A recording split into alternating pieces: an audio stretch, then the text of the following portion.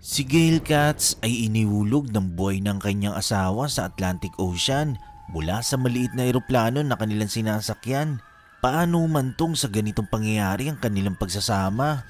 Si Robert Berenbaum ay isang plastic surgeon na nasintensyahan ng 20 years na pagkakabilanggo dahil sa pagpatay sa kanyang asawa noong taong 1985. Siya mismo ang umamin sa otoridad na itinulak niya ang kanyang asawa mula sa maliit na eroplano.